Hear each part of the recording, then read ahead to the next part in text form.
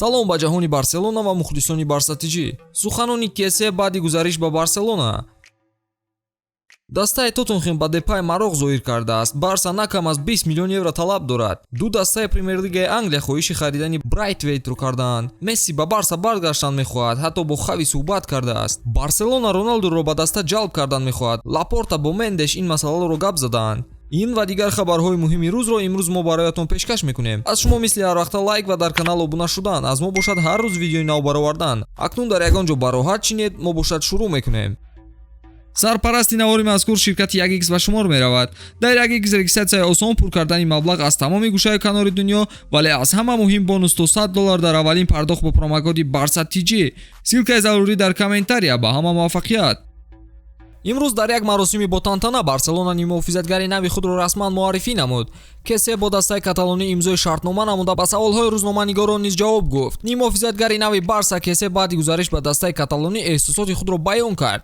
Ӯ қайд кард, ки ин гузариш барои ман шанси хубе дод. Бесаброна оғози ҳунарнамоиро мунтазирам ва тамоми қувваи худро барои даста хоҳам дод. Дар бораи даъваташ ба сафи Барселона низ чанд сухан кард. Вақти маро мураббии бо таҷриба ва қаблан футболбози бо маҳорат Хави даъват кард, ман ҳис кардам, ки талоши зиёдам барои бозии хуб нишон додан бефоида набудааст. Мунтазири ҳунарнамоӣ дар Барса ва кор бо чунин мутахассисони беҳтарин ҳастам, гуфтааст футболбози собиқи дастаи Милан.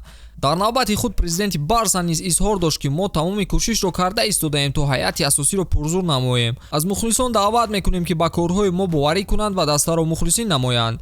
Дар видеои қаблӣ мо ҷузъиёти бештарро дар бораи ин футболбоз гуфта будем. Агар надида бошед, аз канали Барсатиҷӣ дидан намоед. ҳамлавари Барселона Мемфис Депай метавонад ба Премер-лигаи Англия баргардад. Ӯ қаблан дар дастаи Манчестер Юнайтед ҳунарнамоӣ мекард. Ин дафъа дастаи шаҳри Лондон Тоттенхем ба ӯ мароғ зоҳир кардааст. Дар вақти гуфтушунӣ дар бобати иҷораи Лангле суҳбат дар бораи Депай низ рафтааст. Агар Барса Рафиня Левандовскиро хараду Дембеле дар охир ба шартҳои даста розӣ шавад, пас ба Депай дар ҳайат мавқеъ ёфтан душвор мешавад. Ба ҳамин хотир Барса тасмим гирифтааст, ки футболбози нидерландиро ба маблағи на кам аз 20 миллион евро ба фурӯш гузорад. Шахсан ба ман бозии ин футболбоз писанд буд. Техникааш низ то ҷои хуб буд, вале агар ба фалсафаи Хави рост наояд, фикр мекунам фурӯхтанаш барои ҳар ду тараф хуб хоҳад буд. ба ҳамлавари дигари каталониҳо Брайтвейт низ дастаҳои англисӣ талабгор шуданд. Вазъияти ӯ низ монанди Депай аст. Даста мехоҳад бо ӯ шартномаро қатъ кунад ё метавонад тақрибан 8 миллион евро аз фурӯхтанаш ба даст биёрад. Ду дастаи Премер-лига барои ҳамлавари 31-сола гуфтушунидҳоро оғоз кардаанд. Ҷузъиёти бештар рӯзҳои наздик ба ҳама маълум хоҳад шуд. Ёдовар мешавем, ки дар мавсими гузаштаи Ла Лига Брайтвейт 4 бозӣ карда 2 гол ба номаш сабт кардааст.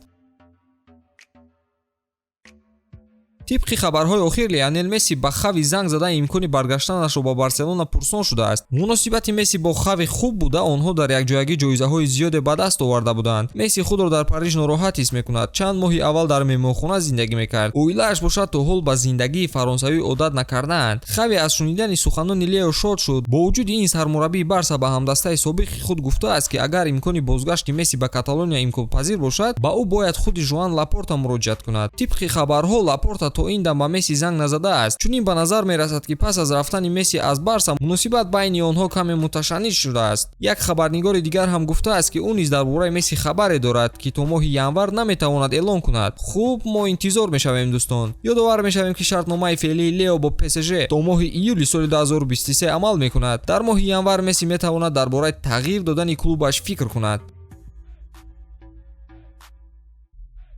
Президенти Барселона Жоан Лапорта мехоҳад картаи хатарноки худро дар ҳамагон нишон диҳад. Хабарҳо дар мавриди вохӯрии ӯ бо Жорже Мендеш, агенти Криштиану Роналду, расонаӣ шуда истодаанд. Ҳарчанд ин хабарро рӯзноманигори на он қадар боваринок нашр кардааст, вале ба ҳар ҳол то ҷои ҳақиқат дошта метавонад. Аслан ин гуна ранг гирифтани кор то ҷое ба манфиати ҳар ду ҷониб хоҳад буд, ҳам ба Роналду, ҳам ба Барса. Инҷо мутахассисон ду ҳадафро дар ин рӯйдод мебинанд. Аввал ин ки Барса бо ин роҳ мехоҳад фишор ба Бавария диҳад, то ин ки ба фурӯши Левандовски зудтар розигӣ диҳанд. Инро як роҳи пешбурди кор мешуморанд. Дуюм ин ки бо гуфтушунид байни Роналду ва дастаи каталонӣ диққати дигар дастаҳо низ ба худ ҷалб карда мешавад. Тасаввур кардан душвор аст, ки каталониҳо воқеан ба Криштиану таваҷҷӯҳ доранд. Бо назардошти синни соли ӯ, маоши калон, гузаштааш дар Маврид ва он ки Хави мехоҳад Левандовскиро дар даста бубинад. Бояд қайд кунем, ки дар 30 бозии анҷомдодааш дар Премер-лигаи Англия Роналду 18 гол зада 3 ассист ба номаш сабт кардааст. Дӯстон, оё шумо мехоҳед, ки Криштиану Роналду ба дастаи каталонӣ, яъне Барселона ҳамроҳ шавад? Фикри худро дар комментария нависед. Ба ҳамин тамом, то видеоҳои баъдӣ.